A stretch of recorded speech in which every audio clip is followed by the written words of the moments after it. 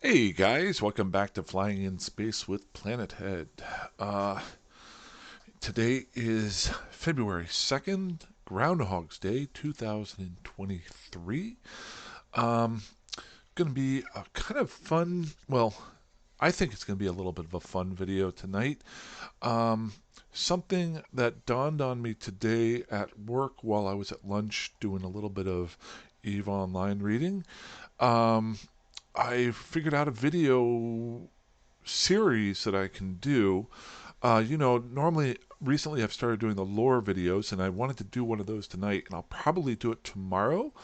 But I want to delve into something that I have tried to do for a long time, but never had the patience for.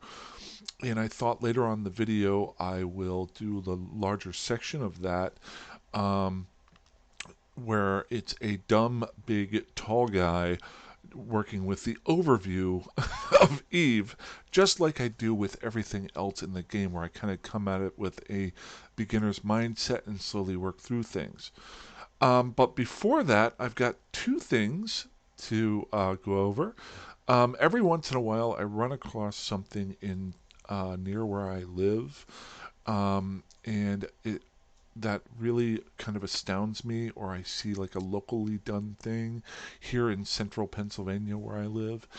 And I like to just promote that. It's a shameless plug. I get nothing for it. It's just something that if you're in central Pennsylvania, um, I just like people to know where they can go out of the hole in the wall places or kind of neat, interesting things. So I'd like to show you that here in a second. Um, and then the second part is uh, actually one of the guys asked me in one of the comments earlier, and I need to reply to him, that my videos sometimes are not at high def, or and what could possibly happen if you I normally try to post my daily videos somewhere between 9 and 9:30. But I get home from work, I eat dinner, play with the dog, catch up on some bad YouTube wrestling videos or World War II videos, and then I start playing the game. And by the time it gets to about now, like right now, it's about 7:45. I get done making the video and then posting it to go up at 9. Um, it doesn't actually go to high def until about 2 hours after that. So if you're tuning in right away whenever I first posted it, a lot of times it might not be at its purest form visually. So I apologize for that. Um, so hopefully that answers some of your wondering questions of the five people that watch these. But before I talk about the overview, because that's going to be a long section, I'll probably spend probably about 20 minutes on tonight, and then work from there. Because I'm thinking it might be helpful to you guys. I did want to bring up something here in central Pennsylvania because this weekend it was the second time I went to this place, and I normally will not um, recommend a place unless I've been there at least twice and been astounded.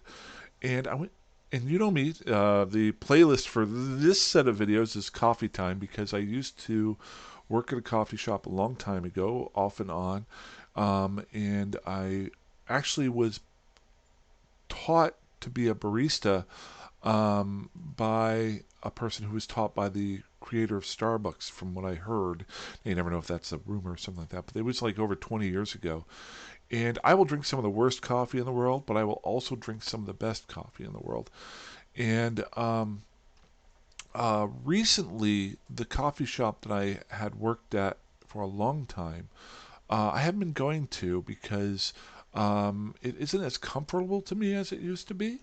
I used to go there for about 10 years straight, and then I worked there and still kept going there. That light is going on and off. That's fantastic. Um, and long story short, I bounce around between different coffee shops in the area, and there's a couple that I really like, but one that I had not known existed, and it's been around for a little while, from what I understand, maybe even quite a while, is only about 15 minutes away from my house. And ironically, it's only about 30 seconds away from the house I originally moved to when I first moved into central Pennsylvania. And it's out in a town by the name of Linglestown, which is outside of Harrisburg, Pennsylvania. Um, and the place I want to show you guys, because just to give you an idea, I have my slowly growing group of coffee mugs up here. I don't know if you can see them up there. Can I make this a little bit larger here? We're going to get to Eve. Trust me. I see it right up here. All my coffee mugs. Like we got my Eve coffee mug that somebody sent me. I know I've shown you guys this a couple times. And other places that I've been to that I really loved, I collect.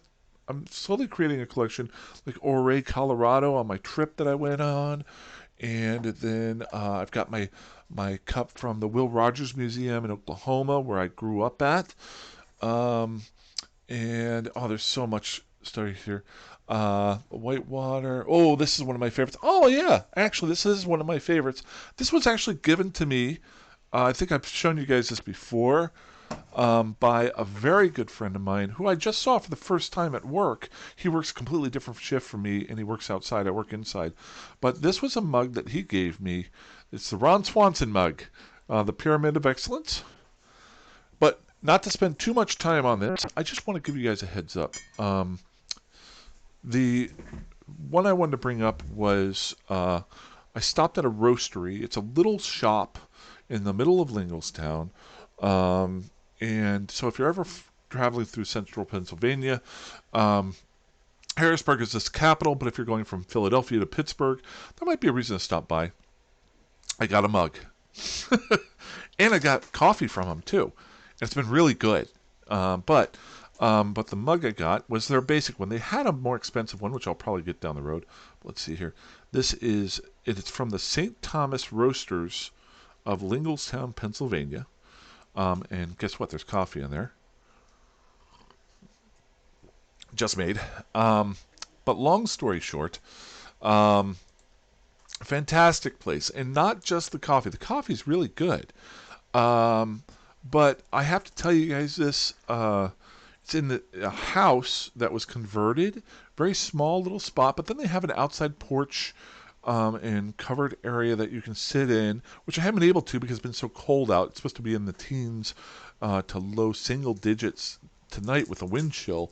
I'm really looking forward to the summer and the spring, so I might be able to sit out there. But this is the biggest part. Both times I've been in there, the service from behind the counter has been fantastic. The people that work behind the counter, both times were. Sometimes I go into shops or places, doesn't have to be a coffee shop or any place, and I feel like I'm on their time, especially if they don't know me. Now there's plenty of places I go that people know me, and they're like, hey, and I'm like, hey. But I'm thoroughly amazed sometimes whenever people behind a counter just treat you nicely and care about the interest of your food or what you're getting without even knowing you. And both times I've been there, the service has been fantastic. I've done that job for years, and it is not an easy job, to be honest with you. And I thoroughly enjoyed both my times, and I definitely will be going back. So if you guys want to check it out, it is the St. Thomas Roasters in Linglestown, Pennsylvania. And that's that. All right, now on to the Eve stuff. Sorry for taking so much time. I wanted to do that earlier. I just get jazzed with stuff like that. If I find anything else in an area, or even if I'm traveling, I want to point that out. If any of you guys know the best coffee shop in Reykjavik, Iceland, when I go in September next year, you let me know, and I will do a live vid thing from there. I don't care because it's the first trip overseas I've ever gone on, and that's where I'm going. And so let me know, all you Eve players. So that said, let's get into Eve. So skin, let's see what kind of skin I can get on my ship. We got a Raptor. I don't fly a Raptor. It doesn't really matter. We'll save it for later. Let's go ahead and close that out. Now, got a little something. What I was thinking today, literally, was something that I have always wanted to do, if you've watched my videos, I've been using the overview of the general overview. And that's something that a lot of people tell you not to do. And I've read not to do. It's basic and it doesn't do a whole lot for you and it's missing a lot of things.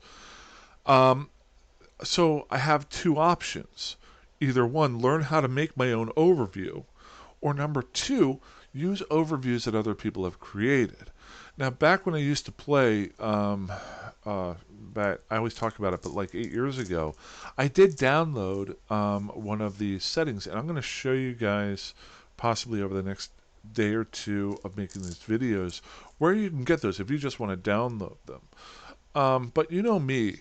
Um, I like to start with the basics and go with the basics so that if I do use somebody else's stuff, I know how they made it, or at least have a general feel, so I know what I'm looking at and what may help me.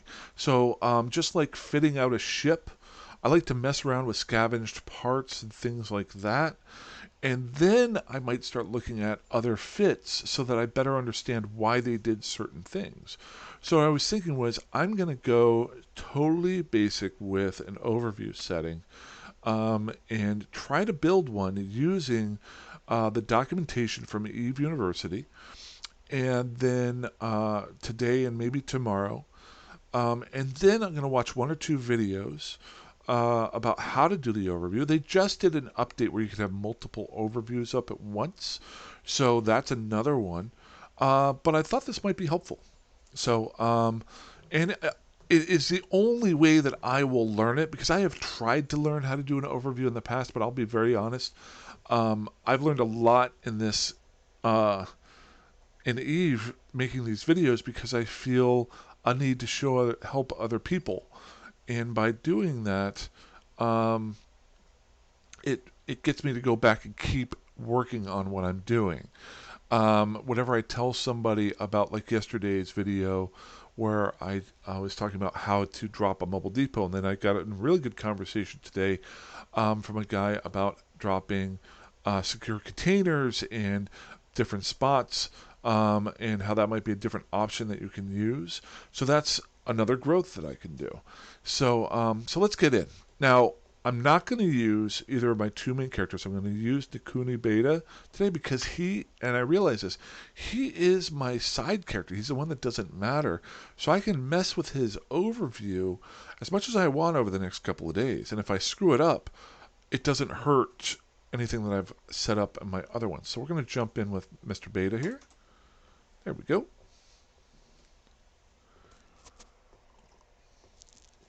And like I said, I'm only going to spend about 15 minutes tonight, and then whatever I get started with, I'm going to grow from that probably in the next video or two. I might do the lore video tomorrow and then continue the overview video the next day.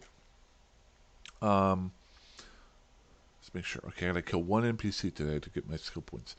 But I am in high sec too, so it's easier to do this here.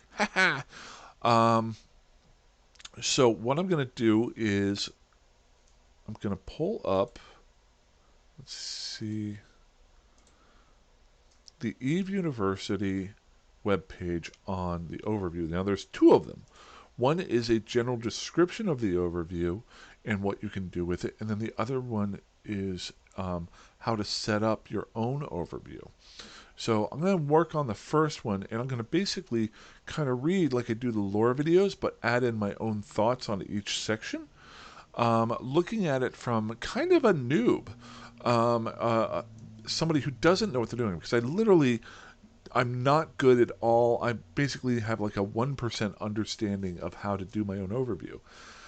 That said, I want to repeat, you can download your own overview or other people's overviews or share them between corporations or friends or things like that. And there's some public ones that are out there. I would suggest trying to do that. If you would like those overview settings, maybe I'll hit that first before I get in here. So let me just pull it up here and I'll just show you where I'm going. Eve University. I'm typing into Google now. You can't see it. It's on the other screen. Eve University overview. There we go. There we go. Overview, Eve University Wiki. There we go. So this is the description. Now, I actually read most of this while I was on lunch today. They've actually got a screenshot here, but it's a little bit old, I think. And there it is. Oh, and even Eve University has their own overview that you can download. But if you want to know, just go to wiki.eveuniversity.org/overview. Now, like I was saying before I get into the nuts and bolts of it, if you just want to use someone else's overview and try to get used to doing that, there is a list on this page down here of different overviews that are out there. Now, and I kind of like this. They have the last time it was updated. Now, I'm not sure how long ago these were updated. Remember, the overview update just came out. Now, this says the last time this one was updated was 2021. Signal Cartel did one in June. Oh, this one's most updated, Kissover 2022. Now, this will date me. I remember I did the Sarah Shower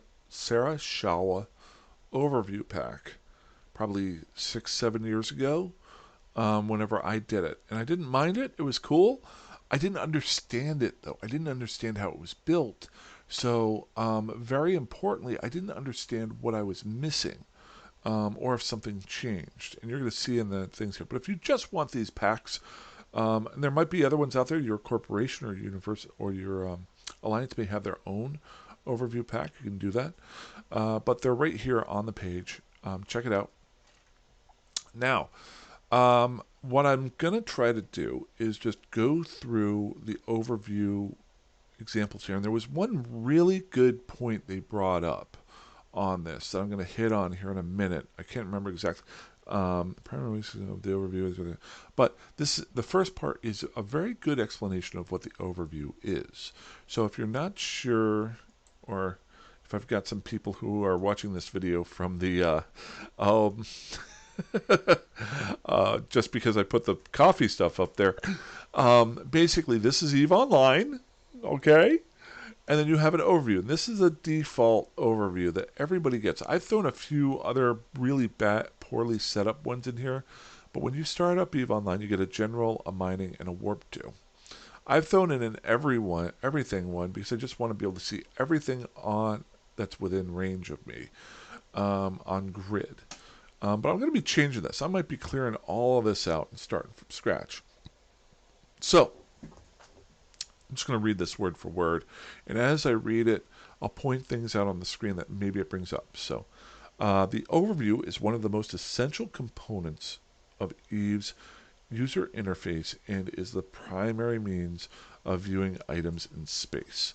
So, in other words, your overview is here. You could, in my mind, almost fly your ship. You don't even need this stuff. You don't need the pretty stuff. It's better that you have it because you can see where things are. But in general, you could see from this the distances between different things and like asteroid belts and things like that. Now, seeing this here, let's give you an example. So right here, I'll hover over this asteroid. This asteroid's 21 kilometers away. So it is right there. Let's say that one there.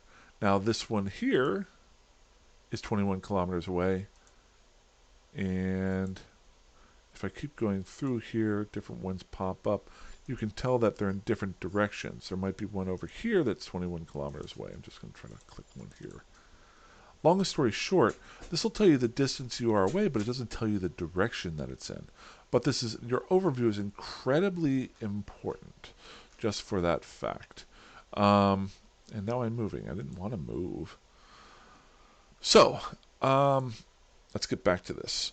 It is a customizable list of interactive entries and can assist players with virtually every activity performed in space. Though it can be time consuming to configure, the flexibility and effectiveness of a properly configured overview justifies the time spent. So, what I'm really hoping for is that by the end of going through all of this study, it's really going to help my gameplay. I think of this very similar to, I talk about it all the time, my gameplay in this completely changed when I really learned directional scanning. And I heard it from so many people watching videos, and I never understood it until I did it. And it took me a while of practice and learning, but it opened my mind to the actual game a little bit more. I'm hoping it's the same way with the overview as I learn it, and I hope it helps you watching me do it. And hopefully me reading this stuff to you means that you don't have to read it yourself, which is something that I would not be happy doing. Okay, so paragraph 2. The primary weakness of the overview is that it is not in any way intelligent. Um, so it is unable to anticipate a player's informational needs, nor can it alter its own configuration without a player input. This is exactly true. It will only show you what you tell it to show. Because of this, the consequences of not setting up your overview properly could range from not being able to see a war target and subsequently getting destroyed to firing on an ally because they appeared to be hostile, to, to being destroyed by NPC pirates that didn't show up in the overview. The overview can be configured with multiple tabs and presets to allow easy access to multiple views and configurations. So what it's basically saying here is this only tells you what you tell it to show you. Like my general one here is just telling me which wormholes, which gates are here, which celestial spots are here, which stations are in the area. But this tab, this general tab, does not tell me that there's any mineable ore in the area. Now, I would have to switch to another tab that then shows me all the mineable ore. Now, one thing that I did do to get around all of this was I made that everything tab. This will show, I clicked on for it to show basically everything. I found that that was easier for whenever I was trying to do some missions or something. I was trying to find a needle in a haystack because it basically shows everything. But if you notice, I've got to scroll through everything to get to it. So a properly set up overview with properly set up tabs will allow you to play the game better and understand what's going on. So I love this, and this is something I had not thought of. See this important right here on the notes. It says, review your overview setup regularly. Pilots should routinely review their overview setup to make sure it's current, especially when updates have been released. On occasion, new entities get added to the game and are placed in new overview categories and are thus visible in all old overviews. Also, some updates and patches may bring other changes to how the overview works. Like recently, they updated it where you can have more than multiple overviews. I haven't done that yet, but that's what they have. So, two other big things that are in here are overview shortcuts. There's a few little tweaks in here that I understand. One of the guys in the messages earlier today asked me, how did I use this is kind of simple, but sometimes you forget things that I think are simple might be complex for somebody else. On the other end, things that I think that are complex might be simple for someone else. But somebody was asking me earlier today, how did I change my radius of orbit around different items? So basically, by using the what should we call it? This thing, the radial dial or whatever they call it. He said normally he has to come in here and set it to orbit, and then he has to go down here and choose the orbit amount. And that's what I used to do all the time. think a lot of people do that. Some people find it easier. I do the radial button where I click on it, hold the button down, go up to orbit, and then as I pull away or forward, notice how that range is changing. Okay? Uh, Pretty simple stuff, but if you haven't done it before, you might not know to do it. I run into that all the time myself. That's something similar with shortcuts for the overview. Let me go ahead and stop here so I'm not just flying off in the middle of nowhere. So you can interact with objects in the overview by right-clicking on them and selecting the appropriate action. Alternatively, the object can be click and held in order to open the radial menu. Exactly what I did. So basically you can right-click on it. I just right-clicked and it gives me the options here of everything I want to do, or if I click and hold it with the left button, it gives me the radial dial. Alternatively, in many situations, you may use shortcuts for faster actions. Almost all actions have shortcuts. Hovering over the buttons in the shortcut in the selected item window will allow the shortcut. The shortcuts can be set in the combat section of the shortcut setting. So I'm going to show you where that is in the shortcut setting here in a second. But if I hover over this, now if I hit I'll show you the most basic shortcut you can find.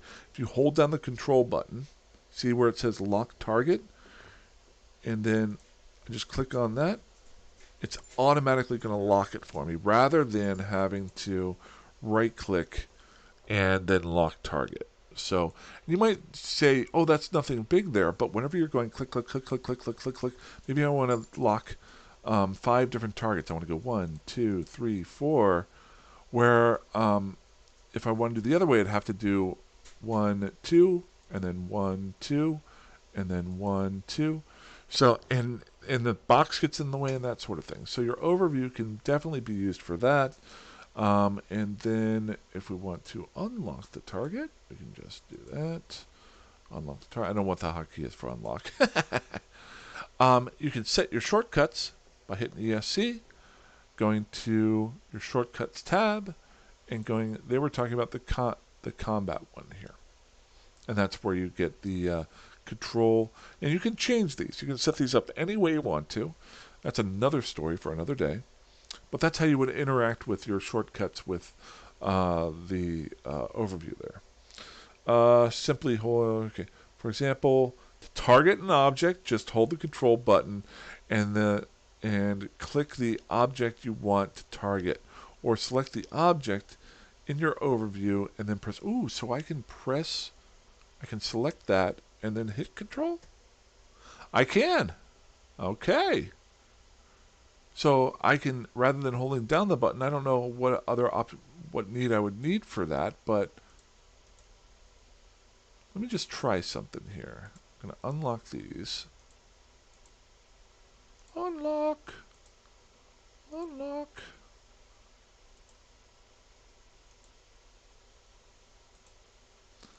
Can I? Nope, can't do that. Wonder if, oh, that's something I could probably do.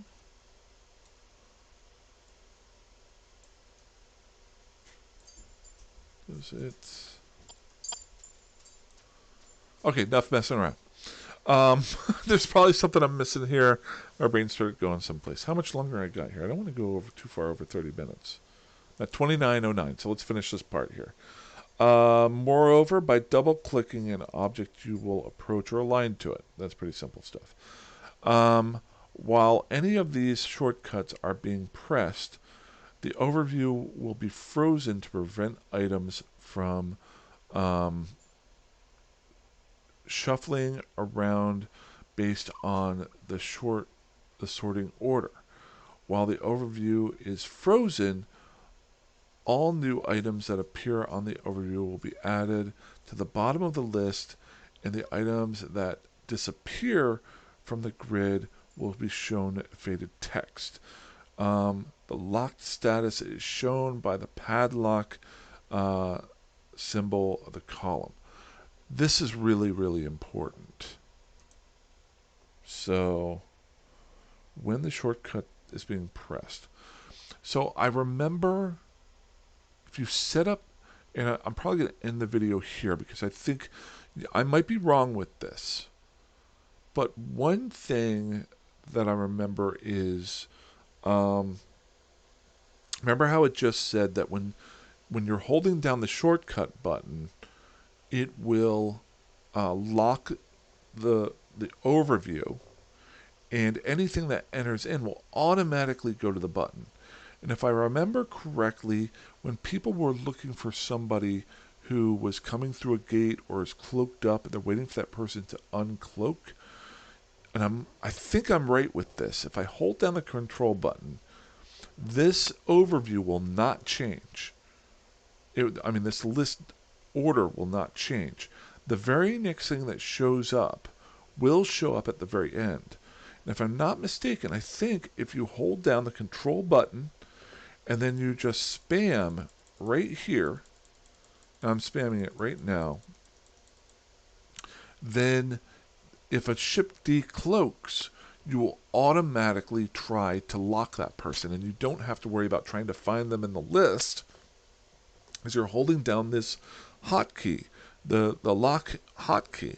Same thing could be fire, so this might be, but you can literally just hold this down and wait for them to uncloak, and then boom, you got them, or you're trying to lock right away, and you don't have that half a second or a second, so you can save some time there.